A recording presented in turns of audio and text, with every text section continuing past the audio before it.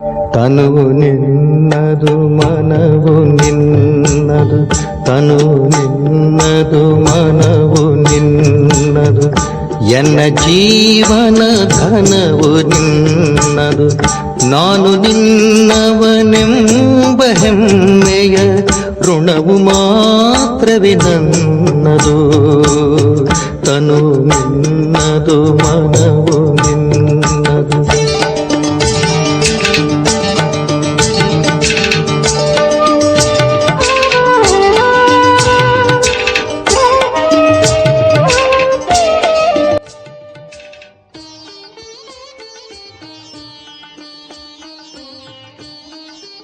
ಓಂ ಶಾಂತಿ. Good morning. Murali ದಿನಾಂಕ 26/2/26. ಪ್ರಾತಃ ಮುರಳಿ. ಶಿವತಂದೆ ನೆನಪಿದೆಯಾ? ಮುರಳಿಯ ಸಾರ: ಮಧುರ ಮಕ್ಕಳೇ, ಸುಖ ಕೊಡುವಂತಹ ಒಬ್ಬ ತಂದೆಯನ್ನು ನೆನಪು ಮಾಡಿ ಈ ಸ್ವಲ್ಪ ಸಮಯದಲ್ಲಿ ಯೋಗ ಬಲವನ್ನು ಜಮಾ ಮಾಡಿಕೊಳ್ಳಿ. ಅದು ಅಂತಿಮದಲ್ಲಿ ಬಹಳ ಕೆಲಸಕ್ಕೆ ಬರುವುದು. ಇವತ್ತಿನ ಪ್ರಶ್ನೆಯಾಗಿದೆ: ಬೇಹದ್ದಿನ ವೈರಾಗಿ ಮಕ್ಕಳಾದ ನಿಮಗೆ ಯಾವ ಸ್ಮೃತಿ ಸದಾ ಇರಬೇಕು? ಬಾಬಾ ಉತ್ತರ ತಿಳಿಸ್ಕೊಡ್ತಾ ಇದ್ರೆ, ನಮ್ಮದು ಇದು ಪತಿತ ವಸ್ತ್ರವಾಗಿದೆ, ಇದನ್ನು ಬಿಟ್ಟು ಮರಳಿ ಮನೆಗೆ ಹೋಗಬೇಕಾಗಿದೆ. ಈ ಸ್ಮೃತಿ ಸದಾ ಇರಲಿ. ತಂದೆ ಮತ್ತು ಆಸ್ತಿಯ ನೆನಪಿರಲಿ, ಮತ್ತೇನು ನೆನಪಿಗೆ ಬರಬಾರದು. ಇದು ಬೇಹದ್ದಿನ ವೈರಾಗ್ಯವಾಗಿದೆ. ಕರ್ಮ ಮಾಡುತ್ತಾ ನೆನಪಿನಲ್ಲಿರುವ ಇಂತಹ ಪುರುಷಾರ್ಥ ಮಾಡಬೇಕು. ತಲೆ ಮೇಲಿರುವ ಎಲ್ಲಾ ಪಾಪಗಳ ಹೊರೆಯು ಇಳಿಯಲಿ. ಆತ್ಮವು ತಮೋಪ್ರಧಾನ ಸತೋಪ್ರಧಾನವಾಗಲಿ. ಓಂ ಶಾಂತಿ. ತಂದೆಯು ಮಕ್ಕಳಿಗೆ ಪ್ರತಿನಿತ್ಯವೂ ಬಹಳ ಸಹಜ ಮಾತುಗಳನ್ನು ತಿಳಿಸುತ್ತಾರೆ. ಇದು ಈಶ್ವರೀಯ ಪಾಠಶಾಲೆಯಾಗಿದೆ. ಅವಶ್ಯವಾಗಿ ಗೀತೆಯಲ್ಲೂ ಸಹ ಹೇಳುತ್ತಾರೆ, ಭಗವಾನ್ ವಾಚ. ಭಗವಂತ ತಂದೆಯು ಎಲ್ಲರಿಗೆ ಒಬ್ಬರೇ ಆಗಿದ್ದಾರೆ. ಎಲ್ಲರೂ ಭಗವಂತರಾಗಲು ಸಾಧ್ಯವಿಲ್ಲ. ಎಲ್ಲರೂ ಒಬ್ಬ ತಂದೆ ಮಕ್ಕಳಾಗುವರು ಅಂದಾಗ ಇದು ಖಂಡಿತ ಬುದ್ಧಿಯಲ್ಲಿ ಬರಬೇಕು. ತಂದೆಯು ಸ್ವರ್ಗ, ಹೊಸ ಪ್ರಪಂಚದ ಸ್ಥಾಪನೆ ಮಾಡುವವರಾಗಿದ್ದಾರೆ. ಆ ತಂದೆಯಿಂದ ನಮಗೆ ಸ್ವರ್ಗದ ಆಸ್ತಿಯು ಖಂಡಿತ ಸಿಕ್ಕಿರಬೇಕು. ಭಾರತದಲ್ಲಿಯೂ ಶಿವಜಯಂತಿಯ ಗಾಯನವಿದೆ. ಆದರೆ ಹೇಗೆ ಶಿವಜಯಂತಿಯಾಗುತ್ತದೆ ಎಂಬುದನ್ನು ತಂದೆಯೇ ಬಂದು ತಿಳಿಸುತ್ತಾರೆ. ತಂದೆಯು ಕಲ್ಪದ ಸಂಗಮಯುಗದಲ್ಲಿ ಬರುತ್ತಾರೆ, ಮಕ್ಕಳನ್ನು ಪುನಃ ಪತಿತರಿಂದ ಪಾವನನಾಗಿ ಮಾಡಲು, ಅರ್ಥಾತ್ ಆಸ್ತಿಯನ್ನು ಕೊಡಲು. ಈ ಸಮಯದಲ್ಲಿ ಎಲ್ಲರಿಗೆ ರಾವಣನ ಶಾಪವಿದೆ. ಆದ್ದರಿಂದ ಎಲ್ಲರೂ ದುಃಖಿಯಾಗಿದ್ದಾರೆ. ಈಗ ಕಲಿಯುಗಿ ಹಳೆಯ ಪ್ರಪಂಚವಾಗಿದೆ. ಇದನ್ನು ಸದಾ ನೆನಪಿಟ್ಟುಕೊಳ್ಳಿ. ನಾವು ಬ್ರಹ್ಮಾಮುಖ ವಶಾಳಿ ಬ್ರಾಹ್ಮಣರಾಗಿದ್ದೇವೆ. ಯಾರೆಲ್ಲ ತಮ್ಮನ್ನು ಬ್ರಹ್ಮಕುಮಾರ ಬ್ರಹ್ಮಕುಮಾರಿ ಎಂದು ತಿಳಿದುಕೊಳ್ಳುವರೋ ಅವರಿಗೆ ಇದನ್ನು ಖಂಡಿತ ತಿಳಿಸಬೇಕು. ಕಲ್ಪಕಲ್ಪವು ನಾವು ತಾತನಿಂದ ಬ್ರಹ್ಮರವರ ಮೂಲಕ ಆಸ್ತಿಯನ್ನು ಪಡೆಯುತ್ತೇವೆ. ಇಷ್ಟೊಂದು ಮಂದಿ ಮಕ್ಕಳು ಮತ್ಯಾರಿಗೂ ಇರಲು ಸಾಧ್ಯವಿಲ್ಲ. ಇವರು ಎಲ್ಲರ ತಂದೆಯಾಗಿದ್ದಾರೆ. ಬ್ರಹ್ಮರವರು ಸಹ ಅವರ ಮಗನಾಗಿದ್ದಾರೆ. ಎಲ್ಲ ಮಕ್ಕಳಿಗೆ ಆಸ್ತಿಯು ಅವರಿಂದ ಸಿಗುತ್ತದೆ. ಸತ್ಯುಗದ ರಾಜಧಾನಿಯೇ ಅವರ ಆಸ್ತಿಯಾಗಿದೆ. ಈ ಬೇಹದ್ದಿನ ತಂದೆಯು ಸ್ವರ್ಗದ ರಚಯಿತನಾಗಿದ್ದಾರೆ ಅಂದ ಮೇಲೆ ಅವಶ್ಯವಾಗಿ ನಮಗೆ ಸ್ವರ್ಗದ ರಾಜ್ಯಭಾಗ್ಯವಿರಬೇಕು. ಆದರೆ ಇದನ್ನು ಮರೆತು ಬಿಟ್ಟಿದ್ದಾರೆ. ನಮಗೆ ಸ್ವರ್ಗದ ರಾಜ್ಯಭಾಗ್ಯವಿತ್ತು, ಆದರೆ ನಿರಾಕಾರ ತಂದೆಯು ಹೇಗೆ ಕೊಡುತ್ತಾರೆ? ಅವಶ್ಯವಾಗಿ ಅವರು ಬ್ರಹ್ಮರವರ ಮೂಲಕವೇ ಕೊಡುತ್ತಾರೆ. ಭಾರತದಲ್ಲಿ ಇವರ ರಾಜ್ಯವಿತ್ತು. ಈಗ ಕಲ್ಪದ ಸಂಗಮ ಯುಗವಾಗಿದೆ. ಸಂಗಮದಲ್ಲಿ ಬ್ರಹ್ಮನಿದ್ದಾರೆ. ಆದ್ದರಿಂದಲೇ ಬ್ರಹ್ಮ ಕುಮಾರ್ ಕುಮಾರ್ ಎಂದು ಕರೆಸಿಕೊಳ್ಳುತ್ತೀರಿ. ಇದರಲ್ಲಿ ಯಾವುದೇ ಅಂಧಶ್ರದ್ಧೆಯ ಮಾತಿಲ್ಲ. ಇದು ತಂದೆಯ ರಚನೆಯಾಗಿದೆ. ನಾವು ಬ್ರಹ್ಮ ಕುಮಾರ್ ಕುಮಾರಿಯರಾಗಿದ್ದೇವೆ. ಬ್ರಹ್ಮರವರು ಶಿವ ತಂದೆಯ ಮಗನಾಗಿದ್ದಾರೆ. ನಮಗೆ ಶಿವ ತಂದೆಯಿಂದ ಪುನಃ ಸ್ವರ್ಗದ ಆಸ್ತಿಯು ಸಿಗುತ್ತಿದೆ. ಮೊದಲು ಸಿಕ್ಕಿತ್ತು, ಅದಕ್ಕೆ 5000 ವರ್ಷಗಳಾಯಿತು. ನಾವು ದೇವಿ ದೇವತಾ ಧರ್ಮದವರಾಗಿದ್ದೇವೆ. ಕೊನೆಯವರೆಗೂ ವೃದ್ಧಿಯಾಗುತ್ತಿರುತ್ತದೆ. ಹೇಗೆ ಕ್ರಿಸ್ತನು ಬಂದನು, ಕ್ರಿಶ್ಚಿಯನ್ ಧರ್ಮವು ಇಲ್ಲಿಯವರೆಗೂ ಇದೆ, ವೃದ್ಧಿ ಹೊಂದುತ್ತಿರುತ್ತದೆ. ಕ್ರಿಸ್ತನ ಮೂಲಕ ನಾವು ಕ್ರಿಶ್ಚಿಯನ್ನರಾದೆವು ಎಂದು ಅವರಿಗೆ ತಿಳಿದಿದೆ. ಇಂದಿಗೆ 2000 ವರ್ಷಗಳ ಮೊದಲು ಕ್ರಿಸ್ತನು ಎಂದು ಹೇಳುತ್ತಾರೆ. ಅಂದಾಗ ತಂದೆಯು ಬಂದು ನೀವು ಏನು ಹೇಳುತ್ತಿದ್ದೀರಿ ಎಂಬುದನ್ನು ನೆನಪು ತರಿಸುತ್ತಿರುತ್ತಾರೆ. ನೀವು ತಿಳಿದುಕೊಂಡಿದ್ದೀರಿ, ನೀವೇ ಬ್ರಹ್ಮ ಕುಮಾರ್ ಎಂದು ಕರೆಸಿಕೊಳ್ಳುತ್ತೀರಿ. ಮನುಷ್ಯರು ಇಷ್ಟು ಕಲ್ಲು ಬುದ್ಧಿಯವರಾಗಿದ್ದಾರೆ. ಅವರಿಗೆ ಈ ಬಿಕೆಗಳು ಯಾರು, ಅಂದ್ರೆ ಬ್ರಹ್ಮ ಕುಮಾರ್ ಯಾರು, ಈ ಮಮ್ಮ ಬಾಬಾ ಯಾರು ಎಂಬುದನ್ನು ಸಹ ತಿಳಿದುಕೊಂಡಿಲ್ಲ. ಇವರು ಯಾವುದೇ ಸಾಧು ಸಂತ ಅಲ್ಲ. ಸಾಧು ಸನ್ಯಾಸಿಗಳಿಗೆ ಗುರುಗಳೆಂದು ಹೇಳುತ್ತಾರೆಯೇ ಹೊರತು ಮಾತಪಿತಾರೆಂದು ಹೇಳುವುದಿಲ್ಲ. ಈ ತಂದೆಯಂತೂ ಬಂದು ದೈವಿ ಧರ್ಮದ ರಾಜ್ಯವನ್ನು ಸ್ಥಾಪನೆ ಮಾಡುತ್ತಾರೆ. ಇಲ್ಲಿ ಈ ಲಕ್ಷ್ಮೀನಾರಾಯಣ ರಾಜರಾಣಿಯು ರಾಜ್ಯ ಮಾಡುತ್ತಿದ್ದರು. ಮೊದಲು ಪವಿತ್ರರಾಗಿದ್ದರು, ನಂತರ ಅಪವಿತ್ರರಾಗುತ್ತಾರೆ. ಯಾರು ಪೂಜ್ಯರಾಗಿದ್ದರೋ ಅವರೇ ಮತ್ತೆ 84 ಜನ್ಮಗಳನ್ನು ತೆಗೆದುಕೊಳ್ಳುತ್ತಾರೆ. ಮೊದಲು ಬೇಹದ್ದಿನ ತಂದೆಯ 21 ಜನ್ಮಗಳ ಸುಖದ ಆಸ್ತಿಯು ಸಿಗುತ್ತದೆ. ಯಾರು 21 ಕುಲದ ಉದ್ಧಾರ ಮಾಡುವರೋ ಅವರು ಕುಮಾರಿಯರಾಗಿದ್ದಾರೆ. ಇದು ನಿಮ್ಮ ಗಾಯನವಾಗಿದೆ. ನೀವು ಕುಮಾರಿಯರಾಗಿದ್ದೀರಿ, ಗೃಹಸ್ಥಿಗಳಲ್ಲ. ಬರೀ ದೊಡ್ಡವರಾಗಿದ್ದೀರಿ, ಆದರೆ ಮರುಜೀವಿಗಳಾಗಿ ಎಲ್ಲರೂ ತಂದೆಯ ಮಕ್ಕಳಾಗಿದ್ದೀರಿ. ಪ್ರಜಾಪಿತ ಬ್ರಹ್ಮನಿಗೆ ಅನೇಕ ಮಕ್ಕಳಿದ್ದಾರೆ, ಇನ್ನೂ ವೃದ್ಧಿ ಹೊಂದುತ್ತಿರುತ್ತಾರೆ. ನಂತರ ಇವರೆಲ್ಲರೂ ದೇವತೆಗಳಾಗುತ್ತಾರೆ. ಇದು ಶಿವ ತಂದೆಯ ಯಜ್ಞವಾಗಿದೆ. ಇದಕ್ಕೆ ರಾಜಸ್ವ ಯಜ್ಞ, ಸ್ವರಾಜ್ಯ ಪಡೆಯುವ ಯಜ್ಞವೆಂದು ಹೇಳಲಾಗುತ್ತದೆ. ಆತ್ಮರಿಗೆ ತಂದೆಯಿಂದ ಸ್ವರ್ಗದ ರಾಜ್ಯದ ಆಸ್ತಿಯು ಸಿಗುತ್ತದೆ.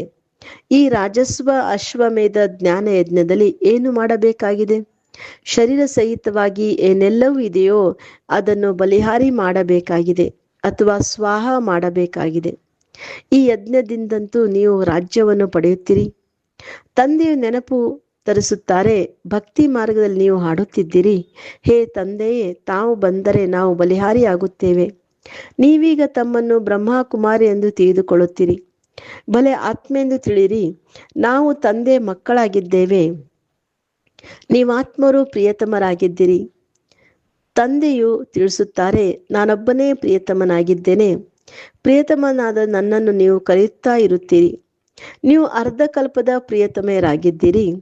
ತಂದೆಗೆ ಪರಂಪಿತ ಪರಮಾತ್ಮನೆಂದು ಕರೆಯಲಾಗುತ್ತದೆ. ಅವರು ನಿರಾಕಾರನಾಗಿದ್ದಾರೆ. ಆತ್ಮವು ನಿರಾಕಾರಿಯಾಗಿದೆ. ಅದು ಈ ಶರೀರದ ಮೂಲಕ ಪಾತ್ರ ಅಭಿನಯಿಸುತ್ತದೆ. ಭಕ್ತಿ ಮಾರ್ಗದಲ್ಲೂ ನೀವು ಪಾತ್ರ ಅಭಿನಯಿಸಬೇಕಾಗಿದೆ. ಭಕ್ತಿ ಎಂದರೆ ರಾತ್ರಿಯಾಗಿದೆ. ಅಂಧಕಾರದಲ್ಲಿ ಮನುಷ್ಯರು ಮೋಸ ಹೋಗುತ್ತಾರೆ. ದ್ವಾಪರದಿಂದ ಹಿಡಿದು ನೀವು ಮೋಸ ಹೋಗಿದ್ದೀರಿ. ಈ ಸಮಯದಲ್ಲಿ ಮಹಾ ದುಃಖಿಯಾಗಿ ಬಿಟ್ಟಿದ್ದೀರಿ.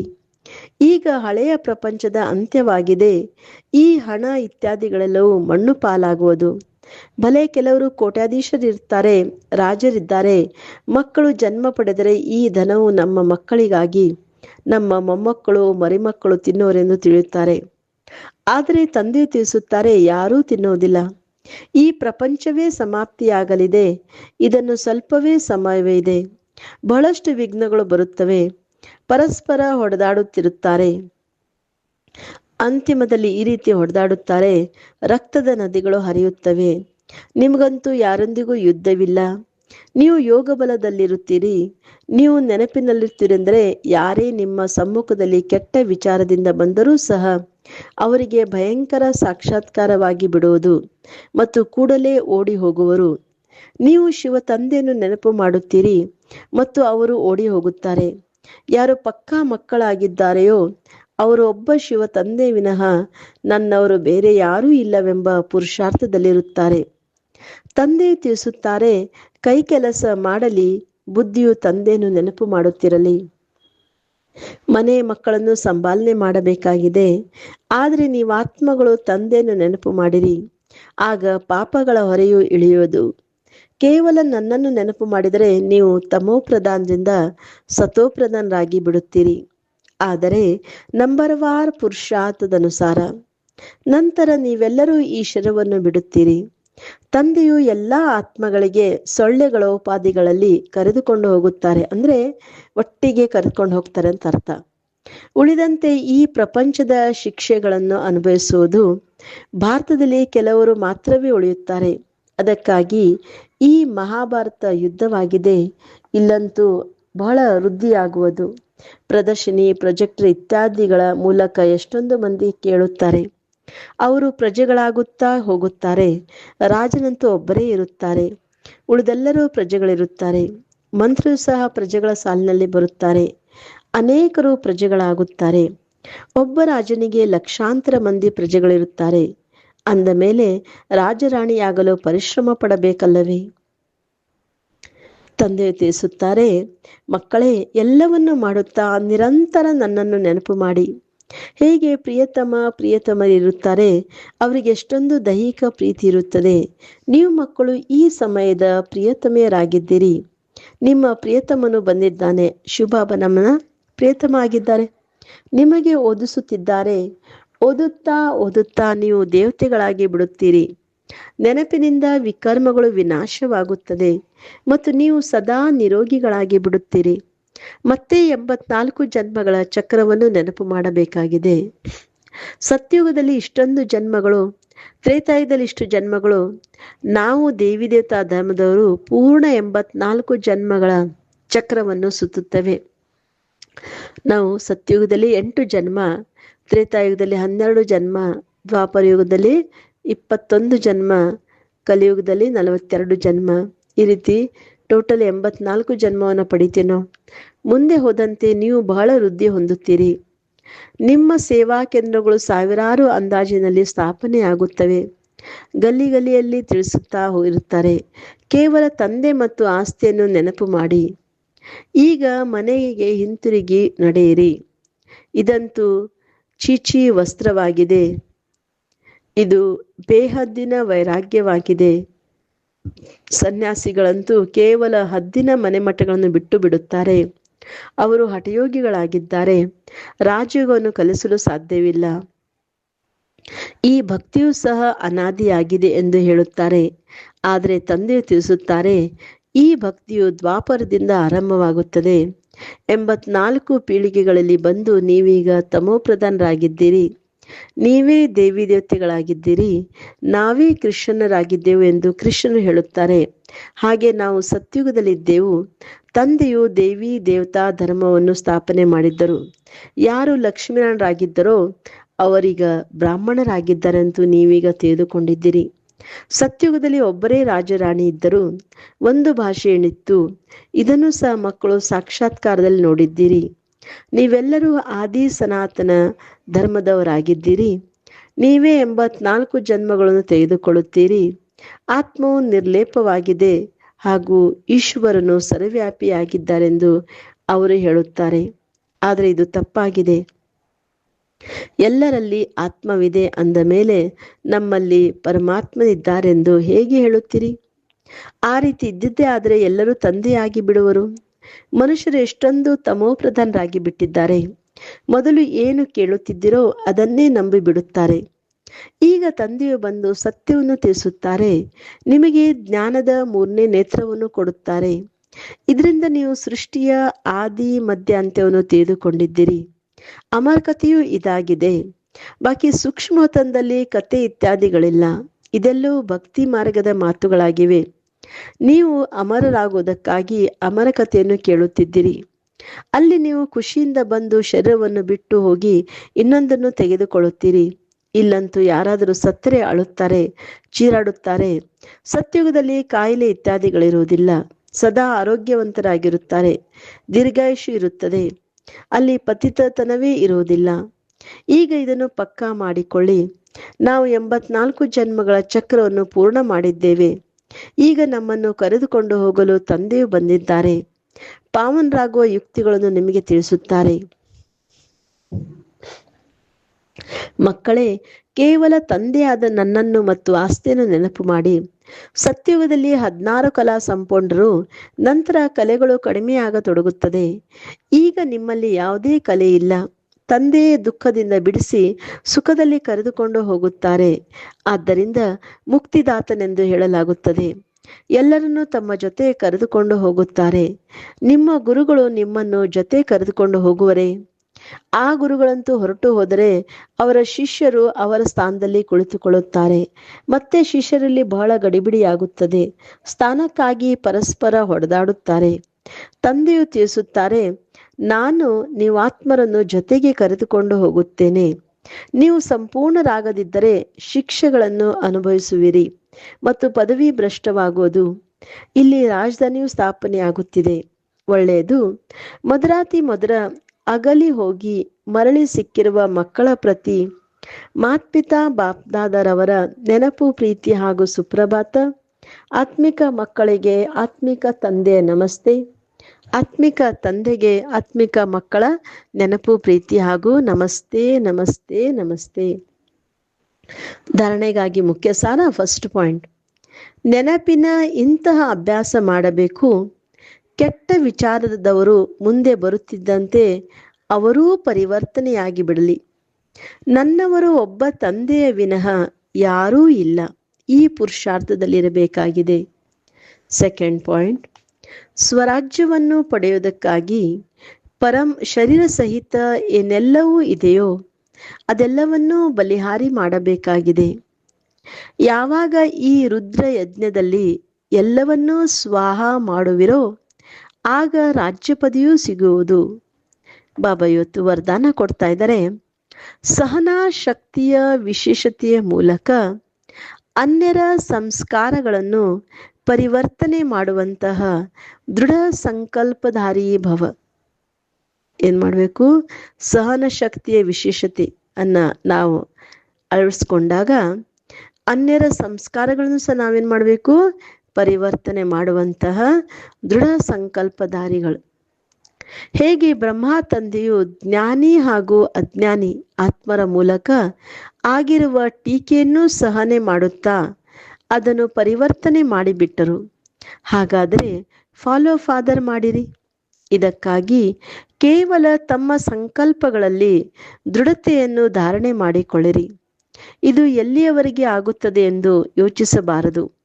ಕೇವಲ ಮೊದಲು ಸ್ವಲ್ಪ ಹೇಗಾಗುವುದೋ ಎಲ್ಲಿಯವರೆಗೆ ಸಹನೆ ಮಾಡುತ್ತೇವೆಯೋ ಎಂದೆನಿಸುತ್ತದೆ. ಆದರೆ ಒಂದು ವೇಳೆ ತಮಗಾಗಿ ಯಾರೇನಾದರೂ ಮಾತನಾಡುತ್ತಾರೆ ಎಂದರೂ ಸಹ ತಾವು ಶಾಂತವಾಗಿರಿ. ಸಹನೆ ಮಾಡಿಕೊಳ್ಳುತ್ತೀರೆಂದರೆ ಅವರೂ ಸಹ ಬದಲಾಗಿ ಬಿಡುವರು. ಇದರಲ್ಲಿ ಕೇವಲ ಹೃದಯ ವಿದೀರ್ಣರು ಆಗಬಾರದು.